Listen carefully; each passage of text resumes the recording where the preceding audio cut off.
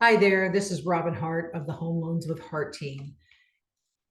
This is our weekly video. Let's dive in and with the rates and see what the market's giving us. Rates have been on a slight run up. They're just kind of standing there, dipping their toe in the sevens for the past week. Well, we're still seeing a wide trading berth according to this chart, where rates could still climb another eighth, or they could drop by as much as a quarter. What's happening? Well, Jerome Powell of the Fed doesn't feel the inflation dragon has been tamed quite yet. He's waiting on the unemployment rates to rise and inflation to hit targets of 2%. Now, with that comes higher rates, unfortunately, and Redfin found that to counter higher rates, buyers are putting more money down, and it's a lot of money. As much as 1 in 3 home purchases are made in cash. And I can't help but wonder if home buyers are pulling out funds from long-term savings and from their retirement accounts, honestly, to simply avoid paying those higher rates. And even if you're not paying cash, many buyers are choosing to opt for a higher down payment to mediate the higher cost and rates. The median down payment currently has jumped as high as 24%. And as for the data, it's a tame week for rates and housing, but there are bigger news items coming next week. As higher rates have taken kind of the wind out of the sails of home sales, prices appear to still have remained stabilized.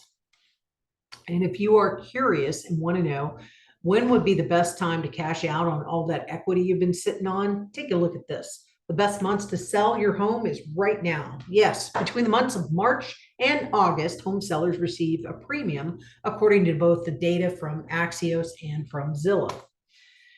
And you've probably heard a lot about the talk of concerns of national debt. Now, this is a touchy subject for some people, but national debt is rising about $1 trillion every 100 days. Moody's Investors Service actually lowered its ratings outlook with concerns over rising debts, but that was back in November. I do ask that you please keep in context to this skewed chart being passed around. About 8.3 trillion of the overall US debt was incurred between 2016 and 2020. So let's review the exact numbers because it's just about 25% in just 4 years. The data of the GDP versus debt came in to its highest in March of 2021 during the Biden years, coming in at over 130.6% of GDP.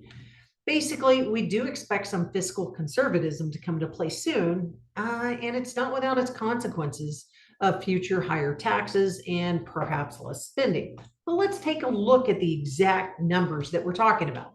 So basically, under George Bush, 4.2 trillion over the 8 years. Under Obama, 9.3 trillion over 8 years. Under Trump, 8.3 trillion over 4 years. And under Biden, we are currently sitting at 2.5 trillion over 3 years. Top 5 presidential spenders were Franklin Delano Roosevelt, Woodrow Wilson, Ronald Reagan, George W. Bush, and Barack Obama. Their increases now Franklin Delano Roosevelt, 178 billion, but that was significantly adjusted based off of inflationary factors. He came in and spent 798% of the previous debt. Woodrow Wilson, just following him, also stayed in that target line, but keep in mind they were coming out of the Great Depression. Ronald Reagan in the 80s hit 1.6 trillion, which seemed like an astronomical number. However, it increased the national debt by 160%. George W. Bush came in at 72.6% with only 4.2 trillion, while Barack Obama came in at 7.6 trillion and increasing the debt 64.4%. Donald Trump didn't even come in at number 8, and Biden isn't even in the top 10.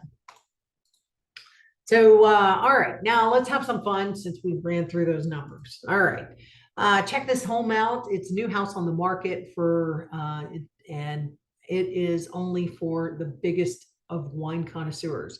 The home boasts of a 3,000 bottle subground wine room. It's listed in Highland Park, and this wine room plus home comes at a price tag of $20 million. By the way, the wine is not included. And the Rangers finally got to show off some of their new bling as reigning champions from 2023. Take a look at this. The ring includes 103 blue sapphires for their 103 wins, 16 emerald cut diamonds for their 16 consecutive games. The Rangers homered in. 52 points of diamonds in the word champions, representing the 52 season history of the club. 23 red rubies for the year they won the title. 11 stones in the tee for the record of postseason road wins, and another 30 stones in the first circle for the home runs hit in postseason. Amazing. They had an amazing season. What a beautiful ring. And wow, I cannot imagine wearing that kind of bling. All right. And the best places to buy under 300,000. Interestingly enough, Finance Yahoo announced it, and it has nowhere where we are living. I don't know what to tell you. Came in at Midland, Texas, Aurora, Illinois, Huntsville, Alabama, Lexington, Kentucky, and Fort Wayne, Illinois. Indiana.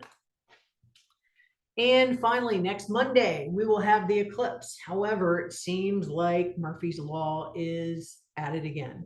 A severe storm outlook is threatening to ruin America's eclipse watchers on Monday. I hope you brought your sunglasses and an umbrella. Just be careful, though, if you're outside. Our North Texas storms have been known to pack quite a punch. Now, always, I do try to relay over when is the best time to buy. Well, besides 3 or 7 years ago, today is the best time to buy. I would ignore the naysayers telling you buying is more expensive than renting. I say, yes, it actually is. So is buying an auto rather than leasing. But now, guess what? I've paid off my truck. I have no payments. I can still drive it and I can sell it. Also, keep in mind that the interest rate for renting is 100%. And that's much more expensive than the 7% for buying a home. I'm Robin Hart with the Home Loans with Hart team, where we're here to help you build wealth. And we're here to help your friends, your family members, your clients build that wealth through the financing of real estate. We'll check in with you next week. Have a great week, and I'll talk to you soon.